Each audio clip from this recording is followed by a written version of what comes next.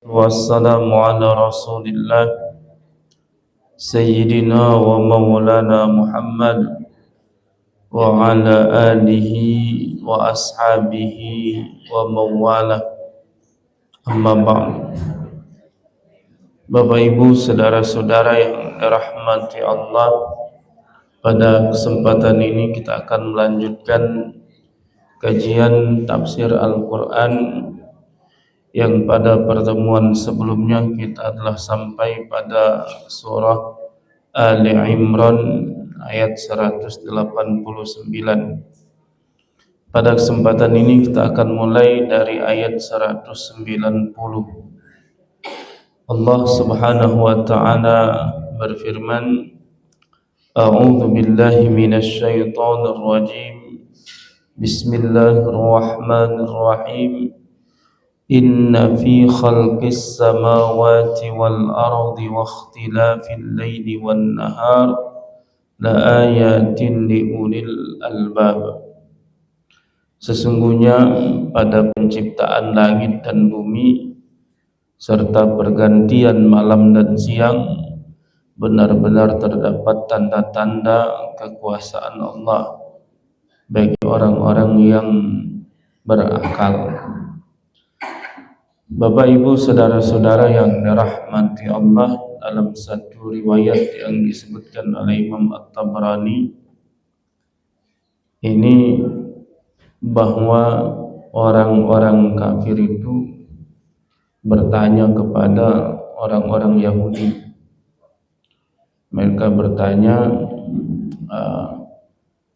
apa mukjizat Nabi Musa atau apa tanda-tanda bahwa Nabi Musa itu benar utusan Allah Subhanahu wa ta'ala. Maka orang Yahudi mengatakan, ya, tandanya atau mukjizat Nabi Musa itu yaitu tongkatnya dan tangannya yang mengeluarkan cahaya putih. Tongkatnya itu yang memakan ular bikinan tukang sihir dan membelah laut merah. Sementara dari tangannya itu salah satu mukjizatnya itu dapat mengeluarkan cahaya yang berwarna putih. Lalu mereka datang kepada orang Nasrani. Mereka bertanya, apa mukjizat Nabi Isa alaihi salam? Maka orang Nasrani mengatakan Nabi Isa itu dapat mengobati penyakit sopak, kemudian juga dapat mengobati orang yang buta, kemudian bahkan dapat menghidupkan yang mati. Lalu mereka datang kepada Nabi Muhammad SAW. Wahai Muhammad, kalau kamu memang seorang utusan Allah, coba jadikan bukit Sofa itu menjadi emas. Nah, coba bikin Sofa itu jadi emas. Nah, kemudian turun ayat ini, Inna fi khalqis samawati wal ard wa ikhtilafil laili wan nahar la ayatin li ulil albab. Sesungguhnya pada penciptaan langit dan bumi, pergantian malam dan siang itu sudah cukup untuk jadi tanda-tanda kekuasaan Allah bagi orang yang berakal. Jadi tidak usah nak buat bukit Sofa jadi emas. Kalau kita mau menggunakan akal pikiran kita, mau berpikir, mau melakukan pengamatan terhadap alam semesta, itu dipenuhi dengan tanda-tanda kekuasaan Allah Subhanahu wa ta'ala pada penciptaan langit dan bumi, pada pergantian malam dan siang. Itu pergantian siang dan malam itu Kalau misalnya disebutkan dalam surah Al-Qasas itu, seandainya Allah tak buat bergantian siang dan malam, misalnya siang terus, ini terbakar bumi ini, habis, panas, karena tak pernah sejuk dia. Sinar matahari itu kan panas, sepanjang tahun kita kemarau 6 bulan kan lah banyak kebakaran. Kemarau 6 bulan macam mana berpuluh-puluh tahun habis. Kita kemarau 6 bulan itu ada malamnya.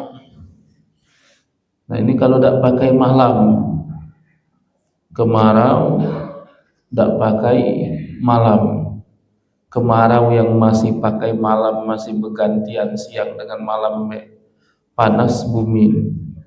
Apalagi kalau tak ganti malamnya, atau kalau tak ganti mataharinya malam terus. Macam mana kita dingin, kemudian banyak aktivitas kita yang terhambat.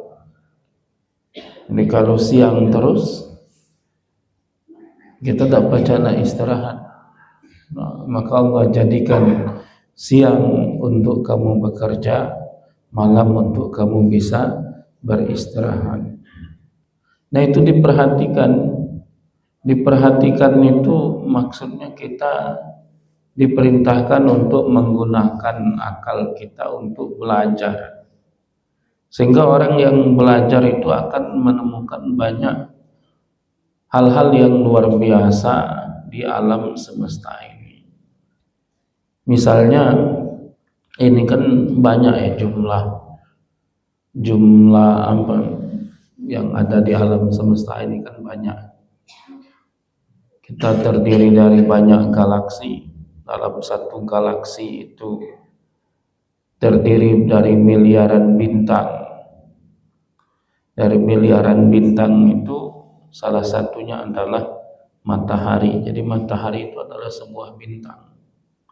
Karena definisi bintang itu yaitu yang dapat mengeluarkan cahaya. Kalau bumi kan tak mengeluarkan cahaya. Yang mengeluarkan cahaya itu bintang. Bintang-bintang itu punya planet-planet yang mengikutinya, yang mengelilinginya. Jadi kayak matahari itu ada planetnya yang mengelilingi matahari. Mulai dari Merkurius, Venus, Bumi, Mars, Jupiter, Saturnus, Uranus, Neptunus. Itu mengelilingi matahari. Itu baru sekok matahari itu dikelilingi. Planet-planet itu ada lagi yang mengelilinginya. Misalnya bumi, ada yang mengelilingi bumi yaitu bulan. Jadi bulan itu mengelilingi bumi. Bumi ini mengelilingi matahari. Tapi sekian miliar sebanyak-banyak itu dak kati yang tumburan itu. Dak kati yang tumburan sebanyak-banyak itu. Tumburan kita ini tumbuh dengan matahari habis selesai, tapi itu tidak terjadi. Itu tidak terjadi. Di dalam Al-Quran surah Yasin yang sering kita baca, wa kullun fi falaki yasbahun. Semuanya itu berjalan di garisnya masing-masing. Jadi walaupun ada yang bisa terjadi persentuhan, tapi dalam waktu yang berbeda. Jadi sekian miliar itu berada di garis edarnya masing-masing, sehingga bulan tidak ketemu dengan bumi, tidak tabrakan dengan matahari, tidak tabrakan dengan benda-benda langit lainnya. Sehingga orang yang mau menggunakan akal pikirannya itu akan melihat keteraturan alam semesta yang luar biasa, yang itu tidak mungkin terjadi dengan sendirinya tanpa ada yang mengaturnya. Dan yang mengaturnya itulah Tuhan. itulah Allah Subhanahu wa ta'ala. Dan perjalanannya itu teratur. Karena perjalanannya itu teraturlah, maka orang bisa menghitung. Orang bisa menghitung kapan matahari terbit, kapan matahari terbenam, kapan tepat di atas kepala, kapan terjadi gerhana. Itu kan baca dihitung kan? Baca dihitung. Ngapa baca dihitung? Karena gerakannya teratur. Kalau gerakannya acak, tidak baca. Kalau gerakannya acak, misalnya dalam 1 bulan ternyata kadang 50 hari, kadang 60 hari baca baik. Ini tidak. Bulan itu kalau tidak 29, 30. Macam itulah terus. Tidak 29, 30. Maka orang yang memperhatikan itu semua, mempelajari itu semua, itu baca ngitung kalau. Makanya kita sholat, waktu sholat kita tidak lagi nengok-nengok matahari, ngapalah baca ngitung kapan fajar terbit, kapan matahari mulai condong ke arah barat sebagai penanda masuknya waktu zuhur, kapan masuknya waktu asar, lah baca dihitung. Itu bisa dipelajari semua. Kenapa? Karena memang pergerakan itu diamati dan ternyata punya keteraturan.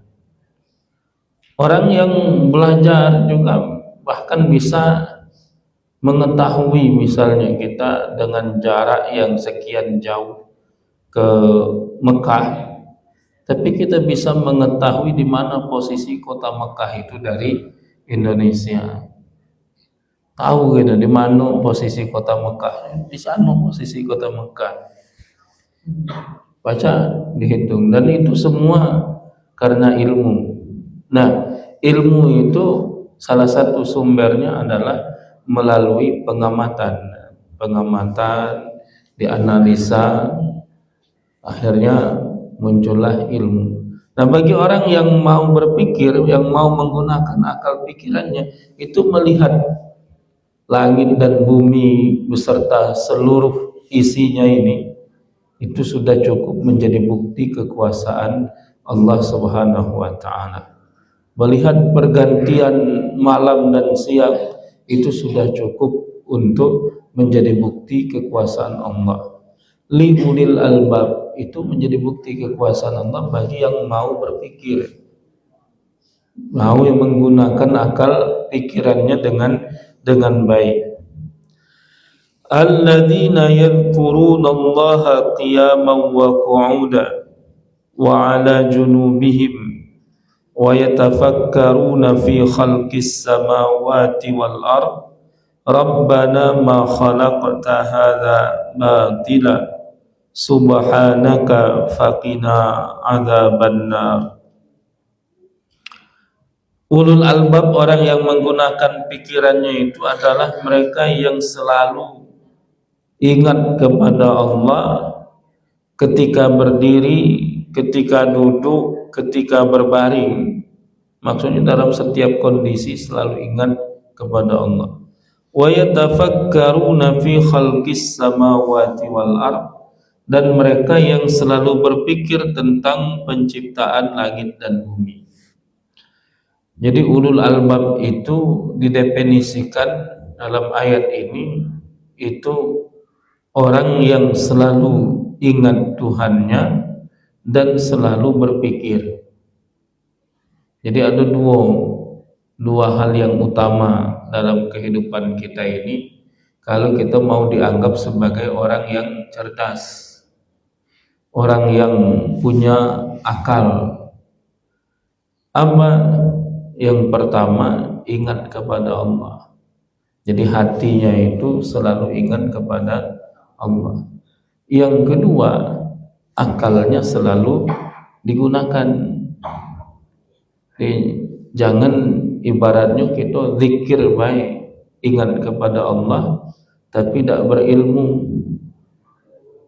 Atau jangan jadi orang berilmu tapi tidak ingat kepada Allah. Jadi kita itu baru lengkap berilmu dan juga selalu ingat kepada Allah. Dan ingat kepada Allah sambil berdiri ingat, lagi duduk ingat, lagi baring ingat, lagi di tempat kerja ingat. Jadi lagi dalam kondisi apapun hati kita selalu ingat kepada Allah. Dan itu tidak cukup sekedar ingat-ingat saja. Harus kita diiringi dengan berpikir. Harus punya ilmu. Kalau tidak punya ilmu, kita mengabaikan salah satu fungsi kita di muka bumi ini. Allah menciptakan manusia itu kan salah satu fungsinya itu untuk menjadi khalifah. Dalam Al-Quran, wa idh qala rabbuka lil malaika inni ja'ilun fil ardi khalifah. Ingatlah ketika Tuhanmu berfirman kepada para malaikat, sesungguhnya aku akan menjadikan di bumi ini seorang khalifah. Khalifah itu artinya pengganti. Pengganti apa? Menggantikan Allah Subhanahu wa ta'ala, wakil kita ini. Wakil Allah. Untuk apa? Untuk memakmurkan bumi, untuk ngurus bumi. Bumi ini dikasih oleh Allah Subhanahu wa ta'ala kepada kita, diamanahkan kepada kita.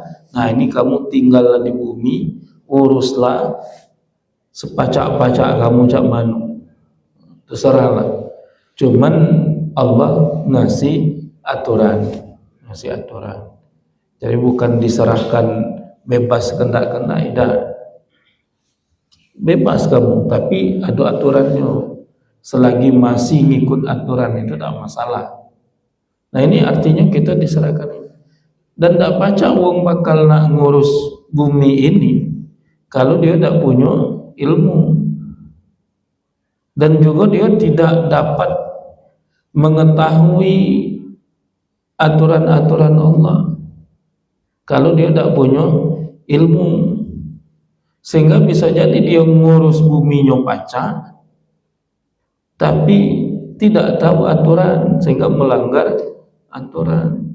Maka ilmunya itu ilmu tentang buminya, ilmu tentang aturan yang harus dipatuhi.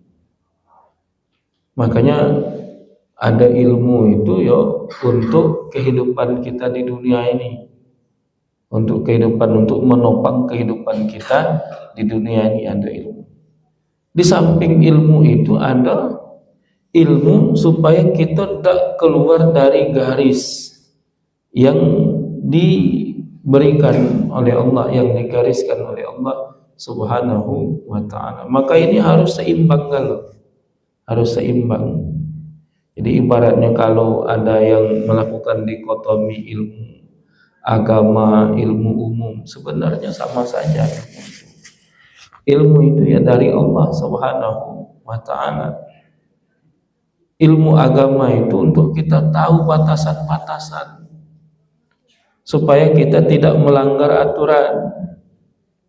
Ilmu-ilmu yang lain juga diperlukan.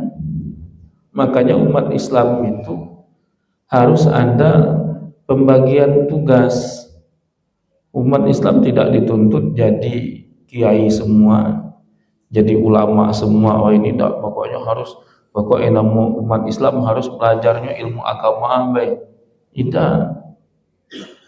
Kalau kita cuma ilmu agama saja, tidak ada anak-anak kita yang belajar ilmu-ilmu yang lain, maka kita akan ketinggalan. Kita jadi penonton baik. Ternyata yang mempelajari kedokteran misalnya non muslim, susah kita nak berobat. Ngapa? Tidak tahu obatnya halal apa tidak bagi kita. Tidak tahu kita. Ternyata yang belajar ilmu perhotelan misalnya non muslim juga, susah kita nak nginap di mana. takut. Ternyata banyak yang tidak sesuai, dan makanya kita itu harus ada pembagian tugas. Jadi ada dalam Al-Quran disebutkan wa maka dal mu'minuna liyamfiru kaffah. Tidak perlulah orang-orang yang beriman itu berangkat ke medan perang semuanya. Falaula nafara min kulli firqatin minhum ta'ifatul liyatafaqahu fid din. Kenapa tidak berangkat dari setiap kelompok mereka itu satu golongan yang mendalami agama? Artinya tidak seluruhnya. Ada yang mendalami agama, ada yang tugasnya jihad, ada yang tugasnya mendalami ilmu kedokteran, ada yang tugasnya ilmu arsitektur misalnya, ada yang tugasnya belajar ini. Kenapa? Karena itu bagian dari wa yatafakkaruna fi khalqis samawati wal ard. Orang yang selalu menggunakan akalnya berpikir tentang semua yang ada di langit dan di bumi. Jadi ini yang dipuji oleh Allah dalam ayat ini. Orang yang betul-betul ulul albab itu dia selalu ingat Allah dan juga dia berilmu. Maka majelis itu ada dua. Majelis yang utama itu majelis zikir dan majelis ilmu. Jadi ada majelis zikir. Majelis zikir itu untuk ngisi hati kita. Untuk ngisi hati, maka zikir itu bisa mendatangkan ketenteraman, kedamaian di dalam hati. Dalam Al-Quran, ala bidzikrillahi tatma'innul qulub. Ketahuilah dengan mengingat Allah, hati kamu akan menjadi tenang, jadi tenteram, damai. Itu majelis zikir. Majelis ilmu untuk ngisi otak. Jadi kalau majelis zikir untuk ngisi hati. Jadi kita ini ada hati, ada otak. Dua-duanya harus seimbang. Jangan ngisi otak terus. Ngisi otak terus, jadi pintar, jadi hebat, tapi hati lalai dari ingat kepada Allah. Akhirnya rusak. Rusak itu ya karena banyak orang tidak ingat kepada Allah. Dia pintar, otaknya cerdas, banyak mampu melakukan hal-hal yang luar biasa, tapi tidak takut kepada Allah Subhanahu wa ta'ala. Atau jangan juga kita otaknya tidak diisi, cuma ngisi hati, zikir terus. Kita jadi umat yang ketinggalan. Jadi ketinggalan kita. Semuanya butuh orang lain semua kita. Ngapa kena tak baca ngapa-ngapa? Tak baca ngapa-ngapa. Maka ada dua yang utama itu, yaitu majelis zikir dan majelis ilmu. Ini alladzina yadhkurunallaha qiyaman wa qu'udan wa 'ala junubihim. Ulul albab itu adalah mereka yang selalu ingat Allah ketika berdiri, ketika duduk, dan ketika berbaring. Wa yatafakkaruna fi khalqis samawati wal ard. Dan mereka selalu berpikir tentang penciptaan langit dan bumi. Rabbana ma khalaqta hadza batila. Mereka berkata, wahai Tuhan kami, tidaklah engkau ciptakan ini sia-sia. Tidak ada satupun ciptaan Allah di muka bumi ini yang sia-sia. Dakati yang tidak punya manfaat. Ada manfaat galau, ada fungsinya galau, walaupun kadang-kadang zahirnya kayaknya dak kati gunanya. Wah, ini ngapalah Tuhan nyiptakan tikus ini misalnya, lagi jengkel dengan tikus misalnya. Itu tidak ada yang sia-sia, ada semua. Paling tidak misalnya itu sebagai salah satu rantai makanan, menjaga ekosistem alam semesta ini, yang ternyata kalau putus sikok itu menimbulkan masalah yang besar, Oh, ini kehilangan makanan, akhirnya manusia yang dimakan. Hewan-hewan buas di hutan itu, ternyata salah satu jenis makanannya itu punah. Kita mau manusia yang dihajarnya. Nah itu sampai ke virus yang kecil-kecil, bakteri semua ada fungsinya semua. Ya. Setelah orang mempelajari itu semua, maka mereka akan tahu ternyata tidak ada satupun yang diciptakan oleh Allah itu sia-sia. Rabbana ma khalaqta hadza batila.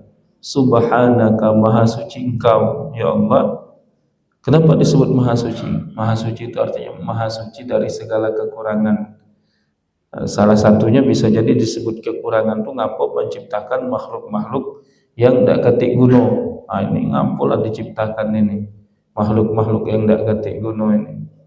Ngampulah diciptakan virus misalnya, corona kemarin lamu sampai. Ya banyak hikmah ya, banyak hikmah. Di antaranya ya penelitian medis itu semakin meningkat. Nah, cari ini obatnya apa, lah baca. Sehingga kalau ketemu lagi yang sejenis lah tahu, jadi pelajaran.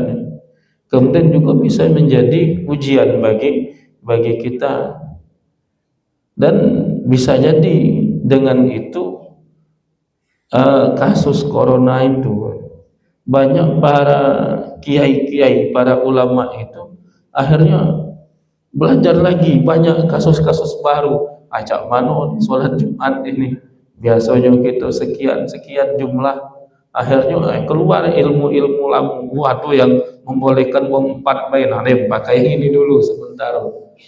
Yang sebelum itu tidak tahu. Jadi banyak sekali hal-hal yang kadang-kadang secara zahirnya itu tidak ketik gunanya, tapi ternyata punya hikmah yang banyak. Maka tidak ada satupun yang sia-sia.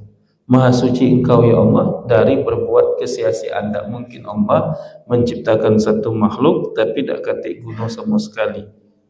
Maka tidak boleh kita ngomong dengan sesama kita, "Woi kau ni apalah guna hidup kau?" Tidak mungkin. Tidak mungkin nak ketik guna. Ada guna kalau manusia itu. Subhanaka, maha suci Engkau ya Allah dari melakukan kesia-siaan. Fakina adzabannar, maka jagalah kami ya Allah dari api neraka. Ngapa? Kalau kami nganggap Engkau melakukan yang sia-sia, pasti dosa besar. Kalau kami tidak gunakan akal pikiran, tidak gunakan hati untuk mengingat-Mu ya Allah, pasti kami akan tersesat. Kalau tersesat, yang namanya wong sesat tidak sampai tujuan. Tujuan itu kan pengen masuk surga. Kapan sesat di akhirat, masuk neraka itulah. Karena cuma 2 alamat di akhirat itu, surga dengan neraka. Tidak ketik pilihan lain.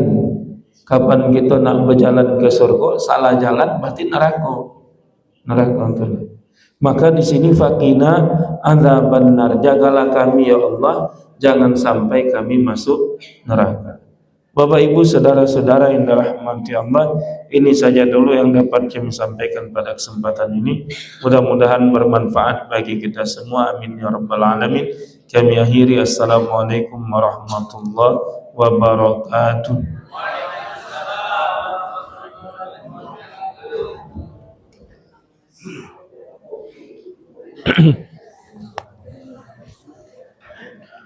Allah. Sama-sama. Ya, cukup sekian live kali ini. Besok kita lanjutkan hari Senin dan hari Sabtu. Assalamualaikum warahmatullahi wabarakatuh.